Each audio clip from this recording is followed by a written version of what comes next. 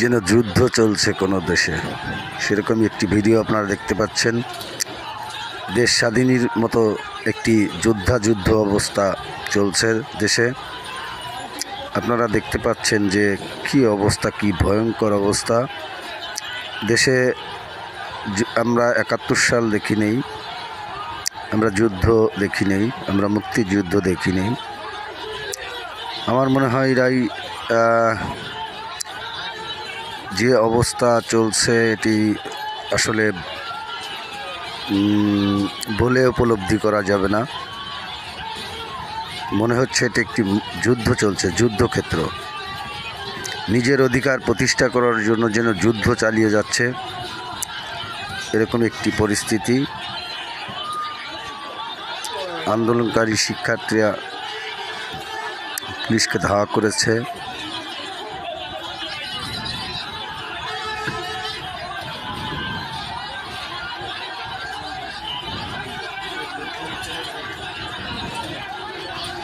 কি ভয়ঙ্কর অবস্থা দেখুন।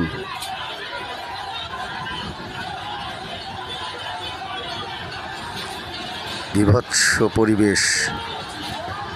এরপর আমাদের বিবেক নাড়া দেয় না। আমরা এখনো বিবেকের কাছে প্রশ্ন করি না। স্বাধীনতার ৫৩ বছর পরে কি বিভৎস অবস্থা দেখে মনে হচ্ছে যে দেশে কোনো শাসন ব্যবস্থা নেই। অথচ এই সমস্যাটি সরকার ইচ্ছে করলে ২ মিনিটের ভিতরেই মিটিয়ে ফেলতে পারত। মাননীয় প্রধানমন্ত্রী যদি বলতেন যে আসো তোমাদের সঙ্গে আলোচনা করে যেভাবে করলে ভালো হয় সেটি করব, অথচ তিনি সেটা না বলে তিনি আদালতকে দেখিয়ে দিলেন। তিনি এবং জনাব ওবায়দুল কাদের মহোদয় ছাত্রলীগকে লেলিয়ে দিলেন। আর দেশের আজকের এই পরিস্থিতির জন্য গোড়া দশেক প্রাণ গেল আজকে অবধি। আমি জানি না যে পুলিশ সদস্য এই মুহূর্তে আহত হয়েছেন, তিনি বেঁচে ফিরবেন কিনা সেটা জানা নেই। কিছু লোক পুলিশকে সেভ করে ভিতরে ঢুকিয়ে দিচ্ছেন। যাই হোক, সবাই তো আর মার মুখী হয় না।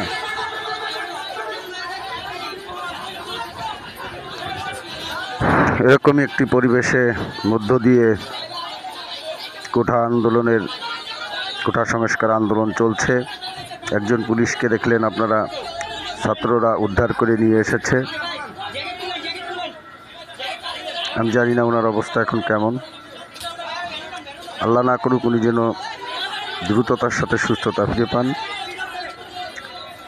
প্রত্যেকটা প্রাণী অমূল্য সম্পদ। প্রত্যেকটা জীবনই তার মায়ের কাছে অত্যন্ত গুরুত্বপূর্ণ, তার পরিবারের কাছে অত্যন্ত গুরুত্বপূর্ণ একটি বিষয়। আপনারা দেখছেন একজন আহত পুলিশ সদস্যকে কোটা সংস্কার আন্দোলনকারীরা উদ্ধার করে নিয়ে যাচ্ছে।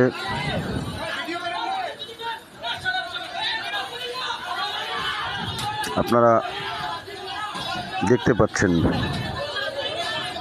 কি ভয়ঙ্কর, কি বিভৎস দৃশ্য। এটি না দেখলে বোঝার কোনো উপায় নেই।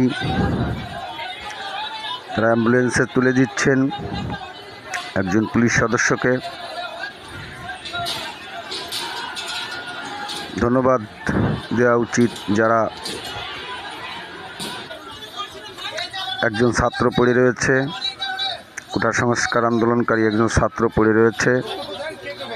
আপনারা দেখতে পাচ্ছেন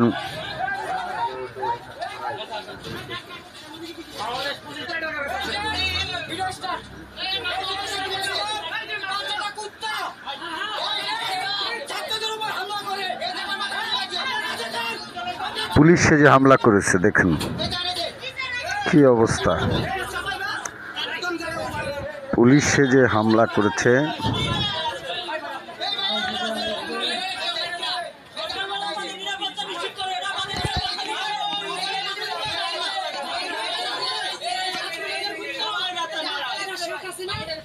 এরা কারা?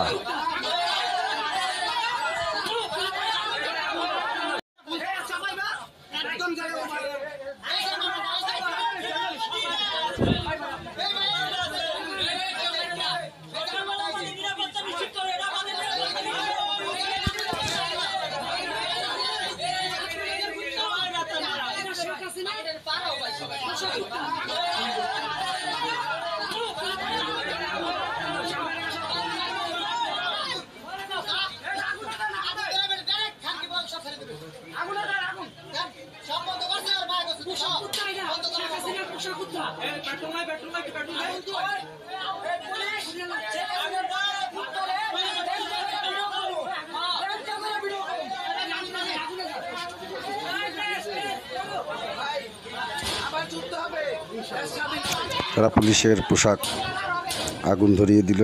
ভুয়া পুলিশের পোশাক, ভুয়া পুলিশ সেজে তাদেরকে আক্রমণ করেছিল। তারা প্রতিরোধ করে জামা খুলে তারা সেই জামাকে পুড়িয়ে দিচ্ছে, দেখতে পাচ্ছেন। এই হচ্ছে দেশের বর্তমান পরিস্থিতি।